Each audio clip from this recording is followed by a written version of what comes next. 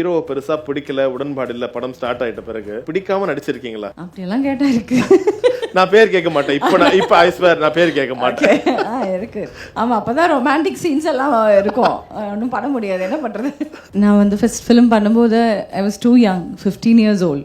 அப்போ பெருசாலாம் I was just thinking, அந்த தாட்டை வந்து எப்படின்னா, இனிமேல் நான் ஸ்கூலுக்கு போக வேண்டாம், ஜாலியாக இருக்கலாம், அவ்வளோதான். சினிமா வந்து அவ்வளோ சீரியஸ் எல்லாம் ஒன்றும் பார்க்கல, அந்த டீனேஜ் எல்லாம். ஆஃப்டர் அசல் தென் ஒரு ப்ராப்பர் கைடன்ஸ் இல்லாமல் போச்சு. Then again I got busy in Malayalam and Kannada.